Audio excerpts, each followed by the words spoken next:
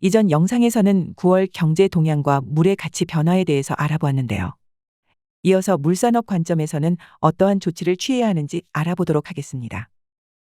물산업 관점에서도 국민의 니즈에 기반하여 가치를 반영하는 것이 중요합니다. 그래서 향후 물과 관련된 신규 시설을 설치하는 것이 어려운 점을 고려하면 기존 시설을 활용할 수 있는 다양한 편익 연구가 필요합니다. 그렇다면 최근 사회적 변화에 따른 새로운 편익은 어떻게 구분할 수 있나요? 최근 사회적 변화에 따라 물과 관련된 새로운 편익은 레크레이션, 도심 홍수 대응, 안전 및 건강, 산업 육성 측면으로 구분할 수 있습니다. 레크레이션 편익은 무엇을 의미하나요? 레크레이션 편익은 수자원을 활용한 여가 및 휴양 활동에서 얻는 편익을 의미합니다. 경제가 성장하고 여가 활동의 시간과 비용이 증가하며 수상 활동 캠핑과 같이 즐기는 물과 관련된 니즈 증가를 물의 새로운 가치로 반영할 필요가 있습니다. 도심 홍수 대응 편익도 설명해 주시겠어요? 도심 홍수 대응 편익은 홍수 및 가뭄 등 물재해로부터의 안전에서 얻는 편익을 의미합니다. 급속한 도시화와 녹지 공간 감소로 불투수 면적이 증가하였고 기후변화 심화로 호우와 태풍 등에 따른 피해가 가중되어 왔습니다. 때문에 그린인프라, LID 등 자연 기반의 법을 활용하여 도시 물순환 체계를 개선하고 안전한 주거 환경 니즈를 보전하여 한국수자원공사의 스마트시티 브랜딩을 강화해야 합니다. 안전 및 건강 편익은 식수 공급과 관련이 있나요? 네, 식수와 관련이 있습니다. 안전 및 건강 편익은 코로나19 등 건강 위협이 증대되는 상황에서 안전에 대한 욕구가 강화되어 더욱 안전한 식수의 공급에서 얻는 편익을 의미합니다.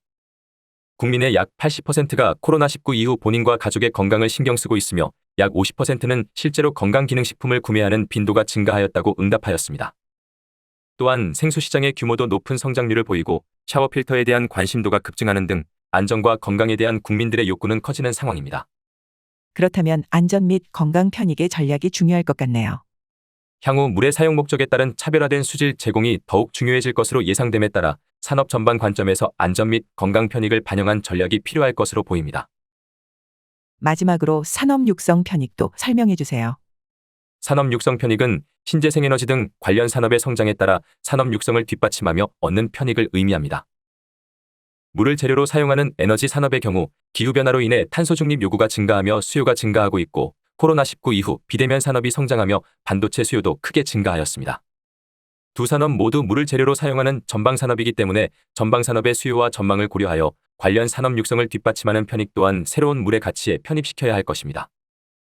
다음으로 시사점에 대해 순서대로 설명 부탁드립니다.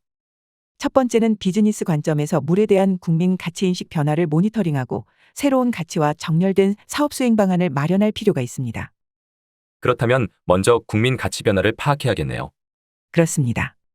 주기적인 국민 인식 조사를 통해 가치 변화를 파악하고 전략에 반영해야 합니다. 맞춤형 서비스를 제공하기 위해서는 소비자의 니즈를 파악하는 것이 선제 요건입니다. 특히 물의 가치와 관련된 연구의 경우 해외에서는 다양한 조사가 시행 중이지만 국민환경의식조사에서 물에 관한 연구가 일부 반영될 뿐 국내에는 사례가 거의 없기 때문에 다양한 의식조사를 실시할 필요가 있습니다. 또한 물의 새로운 가치를 발굴하고 파악할 필요가 있습니다. 이를 위해 고객의 욕구를 찾아내 예상했던 수준을 뛰어넘어 가치를 제공하는 마이크로 밸류 마케팅 등을 적용할 수 있습니다. 탄소 중립 니즈는 어떻게 반영되나요? 탄소 중립 니즈를 반영할 때 넷제로 워터 브랜딩을 강화할 수 있습니다. 다양한 제조업에서 물이 재료로 사용되는데 미래에는 전 산업에 걸친 탄소 중립 요구가 더욱 증가될 것입니다. 따라서 탄소 중립으로 생산된 재료의 수요 증가가 예상되고 그 결과 넷제로 워터의 가치가 상승될 것으로 보입니다. 경제적 관점의 지속가능성 연구 또한 필요로 할 것 같은데요. 네, 그렇습니다. 레크레이션 편익과 같이 새로운 물의 가치를 반영할 수 있는 편익 산정 방안을 마련하고 경제성 등을 가치에 반영하려는 지속적인 노력과 홍보가 필요합니다. 그리고 물 수요와 비용 증가 등을 종합적으로 고려한 적정성 개념을 정립해야 하며 OECD가 시행하고 있는 홍수위험 지역 내의 토지 소유자에게 일정 비용을 부담하게 하는 원칙 등도 검토해 볼 수 있습니다. 두 번째로 가치 변화를 고려한 새로운 수요가 시장 창출로 연결될 수 있도록 물산업 선도 플랫폼 기업의 역할을 강화해야 할 것입니다. 그렇다면 공공의 역할이 중요해지겠네요. 공공과 민간의 적정한 역할 분담을 통한 산업 육성을 위해 새로운 가치 변화를 파악하고 시장을 열어주는 공공의 역할을 강화해야 합니다. 또한 민간 특정 분야의 기술 축적을 유도하고 성장할 수 있도록 지원해야 합니다. 더불어 마이워터 등을 통해 민간 물기업의 정보를 지원하는 등 물기업 지원을 강화해야 할 것입니다. 잘 알겠습니다. 설명해 주셔서 감사합니다. 이상으로 9월 경제 물산업 포커스에 대한 소개를 마치겠습니다. 감사합니다.